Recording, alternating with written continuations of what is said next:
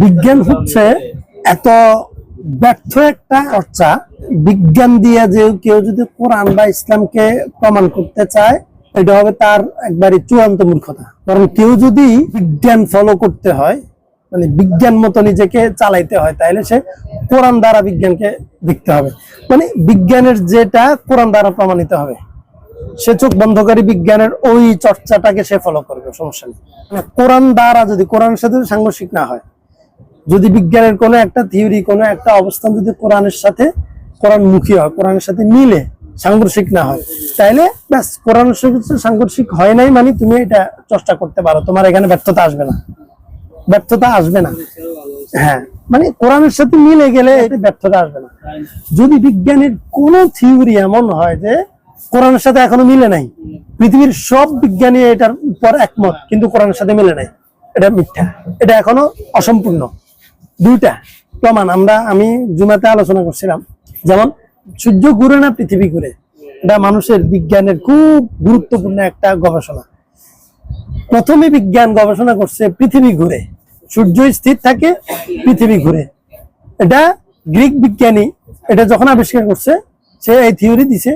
বিজ্ঞান তার এই থিওরিটাকে পরিপূর্ণ বিশ্বাস করে 250 বছর এটার উপর বিজ্ঞান স্থির ছিল, এবং এই বিশ্বাস নিয়েই পৃথিবীতে লক্ষ কোটি মানুষ মারা গেছে। এই বিশ্বাস নিয়ে ইমানদার বা বেঈমান সব শ্রেণীর মানুষ, মানে বিজ্ঞান বলছে যে শুধু পৃথিবী ঘুরে সূর্য স্থির থাকে। এই কথাটা 250 বছর বিজ্ঞান মহলে এটা ছিল সমাদৃত, অকাট্য একটা দলিল। এরপরে বিজ্ঞানী নতুন থিওরি দিছে সূর্য ঘুরে। বিজ্ঞান এই কথাটা বলতেছে 250 বছর এটা চলছে। তখন কি আলেমরা ছিলেন, স্কলাররা ছিলেন না তৎকালীন যুগে? তখন এরা ছিলেন, শুনেন, কোরআন 1400 বছর আগে এটা সমাধান। না না না আসেন, ওনারা কেন না না না বিজ্ঞানের মুখে শুনে মেললো না, এটা আপনি বুঝতে ভুল করেন। বিষয়টা হচ্ছে কি, আলেমরা সব যুগে ছিল, এখনো আছে।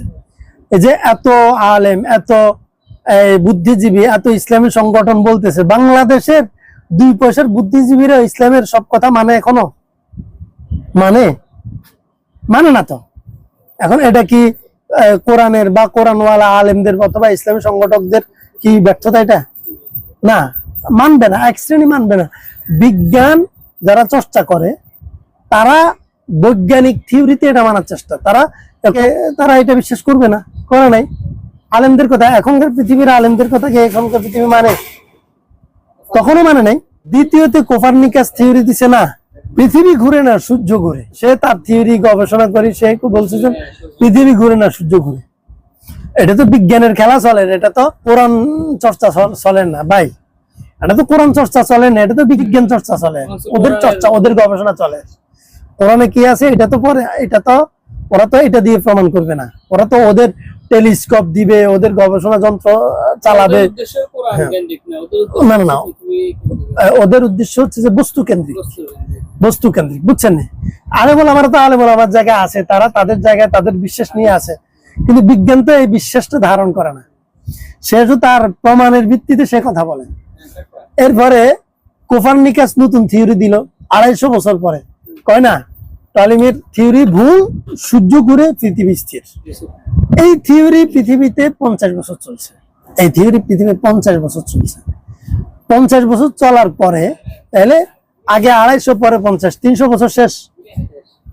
প্রথম থিওরি ছিল কি শুধু পৃথিবী ঘুরে, এরপরে থিওরি ছিল যে শুধু সূর্য ঘুরে। তৃতীয়তে আরেকজন থিওরি আনলো, যে তার থিওরি হচ্ছে যে পৃথিবীও ঘুরে সূর্যও ঘুরে, সূর্য তার নিজস্ব পথে ঘুরে।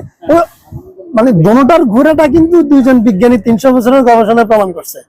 একজনের প্রমাণ করছে পৃথিবী ঘুরে, আরেকজন প্রমাণ করছে সূর্য ঘুরে। কিন্তু পৃথিবী ঘুরে যে প্রমাণ করছে, সে সূর্য ঘুরাটাকে অস্তিত্ব আনে নাই, প্রমাণ করতে পারে নাই। সূর্য ঘুরাটা পৃথিবীর মানুষকে জানাতে পারে নাই। সূর্য ঘুরে যে প্রমাণ করছে, সে পৃথিবী ঘুরাটাকে মানুষের বিশ্বাসে আনার জন্য সে ওটাকে মিথ্যা বলার চেষ্টা করছে। কিন্তু পরবর্তী 300 বছর পরে বিজ্ঞান নতুন থিওরি দিল, বলে যে না পৃথিবীও ঘুরে, সূর্য ঘুরে, প্রত্যেকে নিজের পথে চলে। ট্রেন রোডে ট্রেন চলে, বাস রোডে বাস চলে।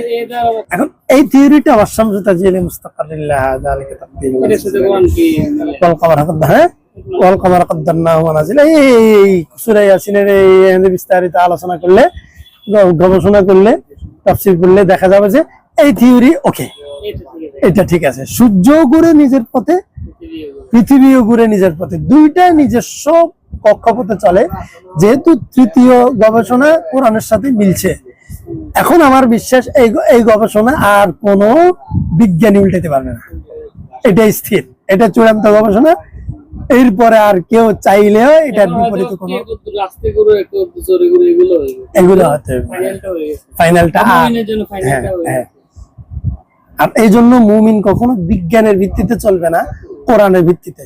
আর বিজ্ঞানকে মানবে কোরআনের ভিত্তিতে। যদি কোনো বিজ্ঞান কোরআনের সাথে সাংঘর্ষিক হয়, মুমিন সেটা ছুঁড়ে ফেলে দিবে। মুমিন নয়, আরে বস্তুবাদী মানুষেরও উচিত সেটা বাদ দিয়ে বর্জন করা, কারণ এটাই প্রমাণিত যে সেটা স্টে হবে না। আস্তে আস্তে কিন্তু মানুষ মুসলিম হইতেছে।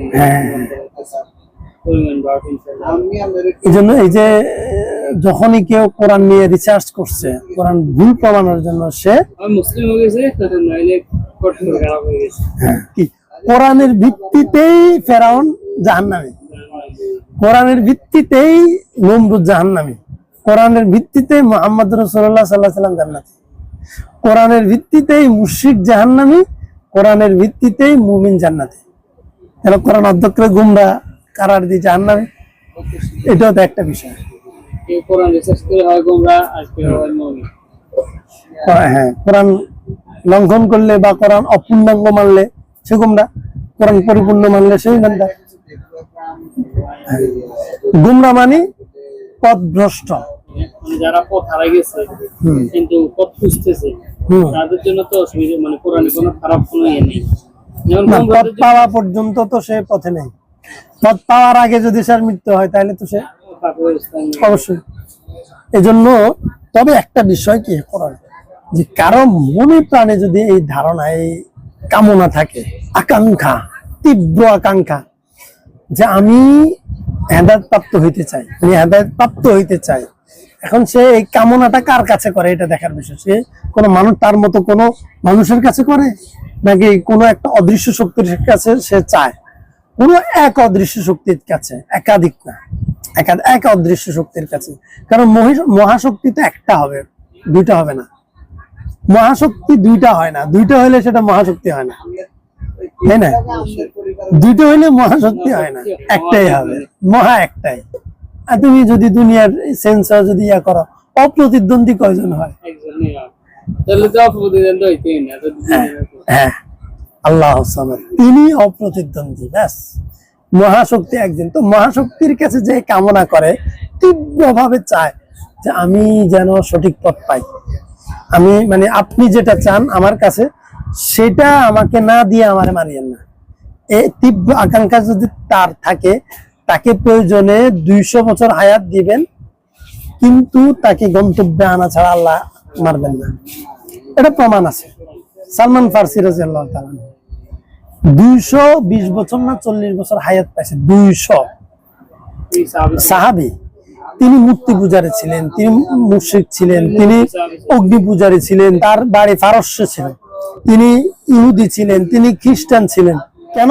তার ভিতরে তীব্র একটা আকাঙ্ক্ষা ছিল, জ্বলন ছিল, আমি মানে সঠিক পথটা আমি খুঁজে চাই, মানে সঠিক ধর্মটা আমি যেন পাই। এটা অ্যাচিভ করার জন্য তিনি তার জীবনের সর্বোচ্চ ব্যয় করছেন, মানে তিনি চেষ্টা করছেন। তিনি মূর্তি পূজারীদের কাছে যাইয়া, মূর্তি পূজারীদের সর্বোচ্চ যে সাধক তার কাছে যাই, এই বিষয়টা তালাশ করছেন, পান নাই। তার মৃত্যুর সময় তার কাছে বলছে যে আমি যেটার জন্য আপনার কাছে আসছি আমি তো পাইলাম না, আমারে পথ দেন। বলেছে ইহুদিদের কাছে যাও। ইহুদি গুরুর কাছে গেল, রাহেবের কাছে গেল, সেখানেও চর্চা করতে করতে মানে তার ভিতরে তো তীব্র আকাঙ্ক্ষা, তিনি সত্য চান, মহাসত্যের সন্ধানী, তিনি মহাসত্যের সন্ধানী। এখন মহাসত্যের সন্ধানে বিভিন্ন ঘরে তিনি যাইতে পারেন, তালাশ করতে পারেন, এটাই তো স্বাভাবিক। তালাশ করতে করতে ইহুদি ধর্মের তিনি পণ্ডিত হয়েছেন, কিন্তু মনের সেই আকাঙ্ক্ষা তৃষ্ণা মিটে নাই। ওই রাহেব যখন মৃত্যুর সময় তিনি বলে যে আমার একটু পথ দেখেন, আপনার কাছে যে সত্যের সন্ধানে আসছে সেটা আমি পাই নাই, আমার তৃপ্তি হইতেছে না, যেন আমি সেটা পাই নাই। তো দেখাইলেন খ্রিস্টান এক ধর্মযাজককে, খ্রিস্টান ধর্মযাজকের কাছে তিনি গেলেন। ওই খ্রিস্টান ধর্মযাজকের কাছে যাওয়ার পরে আমি তার চর্চা করছেন, তার সেবা করছেন, শোনালয়ে তিনি জীবন কাটাইছেন, মানে খ্রিস্ট ধর্মের একবারই পণ্ডিত হয়ে গেছেন, কিন্তু তিনি তৃপ্তি পাইতেছেন না। মহাসত্যের যে সন্ধানে আছেন, সে মহাসত্য না পাইলে তৃপ্তি কেমনে পাবেন? ওই ধর্মযাজকের মৃত্যুর সময় বললেন যে আপনিও মারা যাইতেছেন, আমি এখন যাবো কোথায়? আমি তো যে সত্যের জন্য আসছি, এত দুয়ারে ঘুরতেছি, সেই সত্য পাইতেছি না।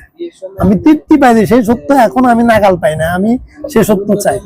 তো বলে যে তাইলে শুনো, তুমি যে সত্যের সন্ধানে আসো সেই সত্য আরবে, আরবে তুমি যাও, আরবে জন্ম হবে, নাম মোহাম্মদ, বাবার নাম আব্দুল্লাহ, তুমি এভাবে এভাবে যাও। কিন্তু এতে আছে না হ্যাঁ, তো হ্যাঁ, তো এই সত্যের সন্ধানে তিনি আরবে পাড়ি জমাইলেন। পথে তিনি পাকড়াও করছেন জিম্মিদের হাতে, জিম্মিরা ওনাকে গোলাম বানায় বিক্রি করে ফেলছেন, আরবের এক বাজারে বিক্রি করে ফেলছেন। বিক্রি হইয়া তিনি গোলাম হিসাবে বিভিন্ন জনের কাছে ছিলেন।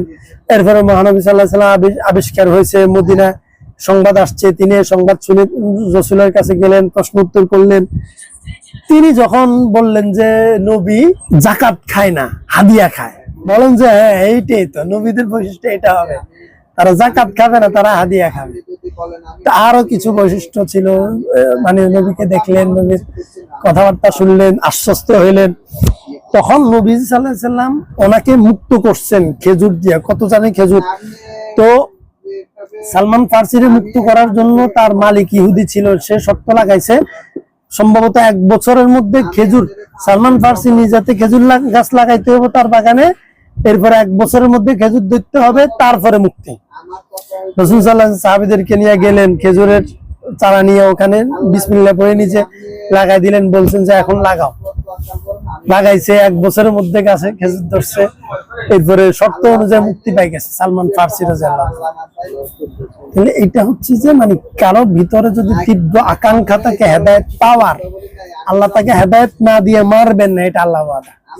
আর কারো ভিতরে যদি হেদায়েতের ভিতরে থাকিও হেদায়েতের প্রতি সংশয় থাকে এবং আকাঙ্ক্ষা থাকে না, হালাহালাত থাকে, গা ছাড়া থাকে, সে হেদায়েতের ভিতর থেকে বের করে ছড়ে ফেলে দিবেন জাহান্নামে। আছে মুফতি 10 বছর খতিব, মাদ্রাসার মুতামিম, নাস্তিক হয়ে গেছে, আছে বাংলাদেশে করছে, অন্য ফেরকায় চলে গেছে, বাংলাদেশে করছে। অনেক বড় ধর্মগুরু একবারে ইমান হারা হয়ে গেছে, আবার একবারে হিন্দুর ঘর থেকে, ঠাকুরের ঘর থেকে আলেম হয়ে চলে আসছে, ব্রাহ্মণের ঘর থেকে ইমানদার হয়ে গেছে। নাস্তিক মদের আখড়া থেকে বের হয়ে তাবলীগের হাত ধরে সে দিনদার হয়ে গেছে। জুনায়েদ জামশেদ নর্তকীর ভিতর থেকে, গায়ক নর্তকীর ভিতর থেকে এসেছে কত বড় রহমতুল্লাহ আলাইহি, দিনদার ফরেজগার হয়ে আল্লাহ জান্নাতবাসী করেন। হ্যাঁ, রহমতুল্লাহ। এই জন্য আল্লাহর কাছে সবসময় চাওয়া, আল্লাহকে দেখার দরকার নেই, আল্লাহকে চিনার দরকার কি?